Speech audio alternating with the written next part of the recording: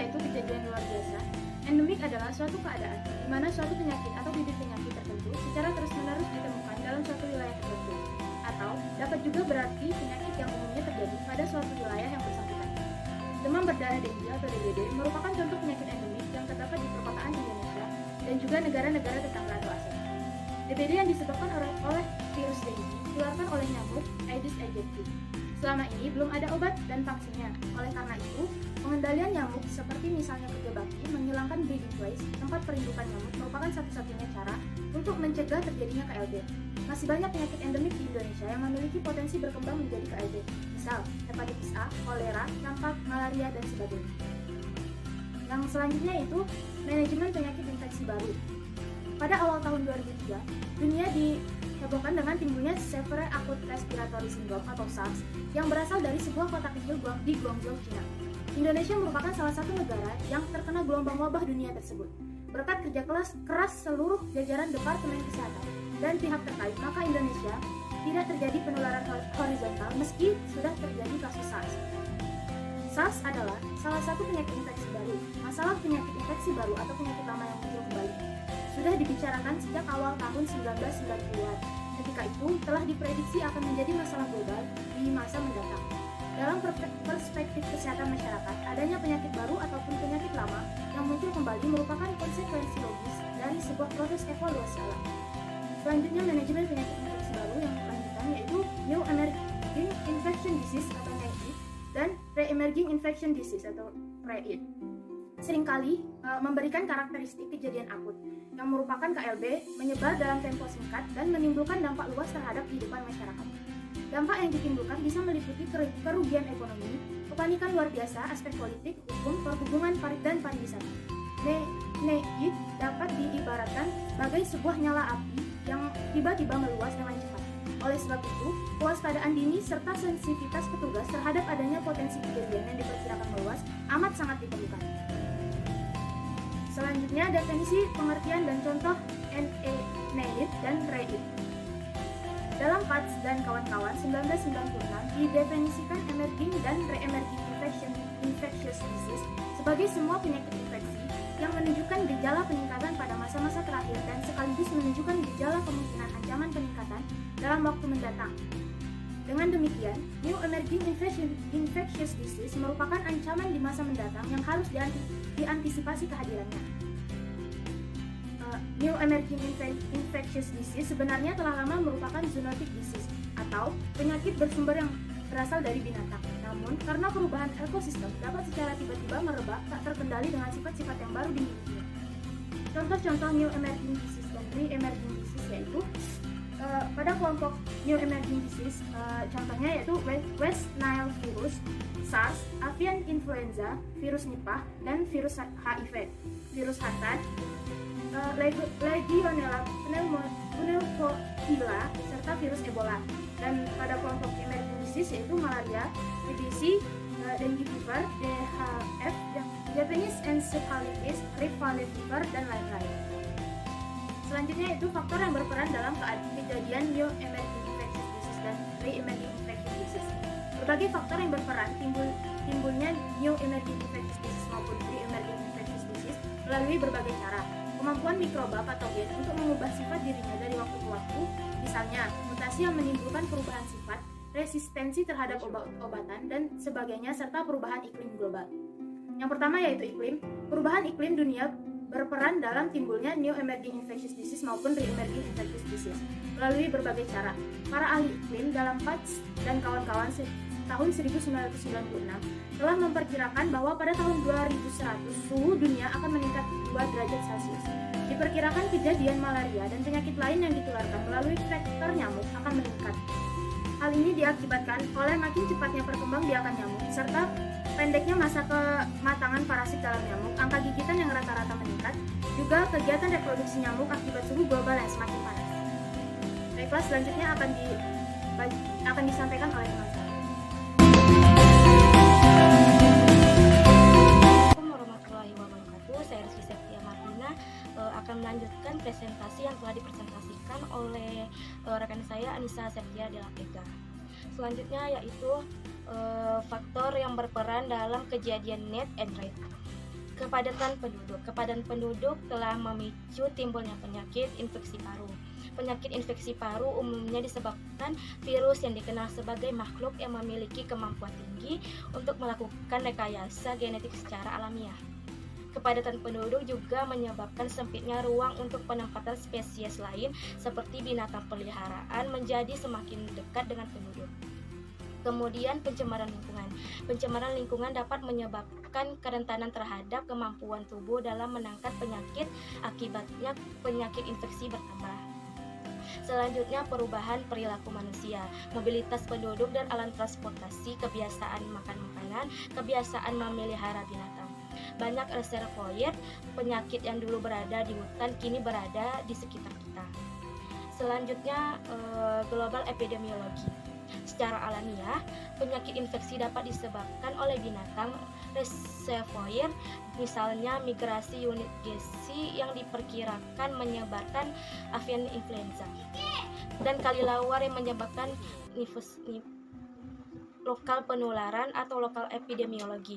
Cara penularan SARS mula-mula tidak diketahui secara pasti, entah melalui lendir atau sekret bersin ayam yang mengkontaminasi bulu ayam, kemudian kontak dengan pekerja peternakan atau melalui udara, kemudian obatnya pun tidak diketahui. Maka cara paling efektif adalah dengan cara mengisolasi penderita secara total.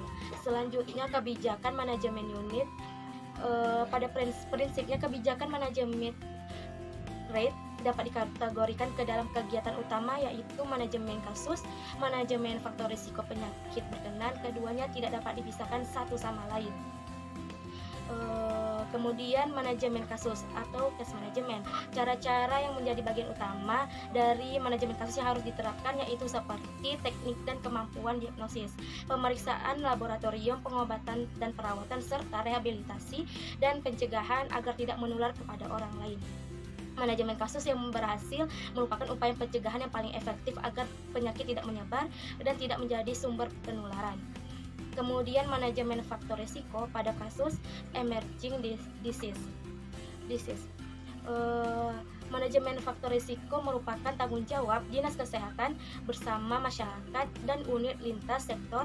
Langkah-langkah manajemen faktor dalam menghadapi penyakit infeksi baru dapat diuraikan secara sistematik sebagai berikut, yaitu kembangkan awareness, yaitu kewaspadaan yang menghubungkan antara UGD rumah sakit dalam wilayah berdekatan dengan dinas kesehatan setempat.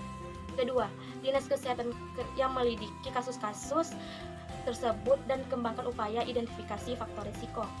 Kemudian pengendalian faktor risiko pada wilayah timbulnya kejadian dan tangani kasus secara baik. Sekian, terima kasih. Selanjutnya akan dipresentasikan oleh rekan saya yaitu Hesti Yuliani Putri. Terima kasih.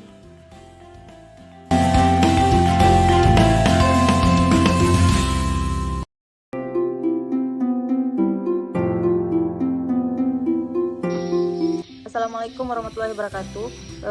Di sini saya Hesti Yuliani Putri. Saya akan melanjutkan penjelasan dari rekan saya yaitu Rizky Septia Marina. Baiklah, materi selanjutnya yaitu jaringan dunia. Global networking dilakukan antar negara, misalnya ASEAN dan 3 negara lainnya seperti Jepang, Cina, Korea. Networking Indonesia melalui Namru 2 dengan Center for Disease Control atau disingkat dengan CDC, Atlanta, Amerika Serikat. Antara Indonesia dan Singapura melakukan kerjasama bilateral untuk menangani SARS, demikian juga dengan Malaysia. Selanjutnya itu jaringan nasional. Networking bukan hanya kerjasama tukar-menukar informasi, namun juga rujukan laboratorium. Di Indonesia, networking antara pemerintahan pusat dengan dinas-dinas kesehatan, dengan laboratorium rumah sakit maupun laboratorium kesehatan masyarakat seperti Balai Teknik Kesehatan Lingkungan dan Penyelidikan Penyakit Menular atau BTKL P2M. Demikian pula dengan unit vertikal lainnya seperti Kantor Kesehatan Pelabuhan atau KKP, serta dengan LSM yang bergerak di bidang kesehatan yang relevan kini sedang dikembangkan. Selanjutnya yaitu kerjasama lintas sektor. Kerjasama dengan berbagai instansi lintas sektor juga diperlukan. Misalnya koordinasi dengan Departemen Pertanian beserta dinas-dinasnya di daerah dalam menangani KLB flu burung. Kemudian kerjasama dengan Dinas Pariwisata ketika terjadi wabah, SARS, dan sebagainya. Selanjutnya yaitu penyelidikan epidemiologi dan kontak tracing. Sistem isolasi dianggap paling efektif digabung dengan kontak tracing, yakni melacak orang dengan riwayat kontak untuk diisolasi juga agar tidak menularkan lebih lanjut. Kontak tracing merupakan kerjasama yang baik antara rumah sakit dengan dinas kesehatan. Seseorang dengan gejala demam, maka isolasinya akan dilakukan di rumah sakit. Tetapi bila seseorang dengan riwayat kontak tanpa gejala demam, maka isolasinya di rumah. Isolasi bagi penderita yang tidak mengalami demam, yang tidak dilakukan di rumah sakit atau di rumah, tetap tidak boleh keluar rumah atau tetap berada di dalam rumah sampai sembuh total dan masa inkubasi sudah terlewati. Selanjutnya itu manajemen berita dan manajemen persepsi. Kejadian outbreaks news umumnya memperoleh perhatian luas dari masyarakat melalui liputan media massa. Menggunakan teknik komunikasi modern untuk membentuk opini agar masyarakat waspada tapi jangan panik, sangat diperlukan. Tetapi penyajian data sering membuat salah persepsi. Angka-angka berbentuk kumulatif sebaiknya dihindari. Sebaliknya, angka kesembuhan harus ditonjolkan yang disertai tren grafik yang ikut membantu menjelaskan angka tersebut. Namun demikian, tidak terlepas dari honesty dan transparansi jika dalam kenyataan memang ternyata meningkat. Ya katakan meningkat. Angka insidensi mungkin lebih bermanfaat ketimbang penyajian angka kumulatif. Teknik penyajian angka dan berita harus dipelajari. Selanjutnya itu surveillance faktor risiko. Pengamatan yang dilakukan secara periodik dan terus-menerus, diikuti dengan analisis dan pengambilan keputusan sangat penting untuk sistem kewaspadaan dini atau pra-KLB. Selain awards juga pengamatan terhadap faktor risiko seperti populasi nyamuk, angka bebas jentik, angka bebas ginjal plus, dan pengamatan serologis virus antavirus. Selanjutnya itu penyakit yang sudah diketahui faktor risikonya, maka relatif mudah untuk merencanakannya. Namun bagi penyakit yang relatif baru, maka award yakni surveillance gejala penyakit merupakan satu-satunya cara. Untuk itu kerjasama antara rumah sakit dengan dinas kesehatan, yakni mengamati kejadian penyakit-penyakit aneh di luar kebiasaan sangat diperlukan. Selanjutnya itu peran Balai Regional BTKL P2M. Nah, BTKL P2M memiliki peran pengukuran dan penyelidikan KLB lingkungan maupun KLB penyakit atau keduanya sekaligus. BTKL P2M juga memiliki kemampuan pelatihan dan kalibrasi alat-alat laboratorium dalam bekerja sama dengan dinas kesehatan dalam wilayah regional. Selanjutnya, balai ini dapat langsung diperintahkan oleh Departemen Kesehatan Pusat untuk mengadakan penyelidikan penyakit maupun kejadian luar biasa lingkungan, seperti ledakan sebuah pabrik. Di samping itu juga harus bekerja sama membantu dinas-dinas kesehatan setempat atau terkait.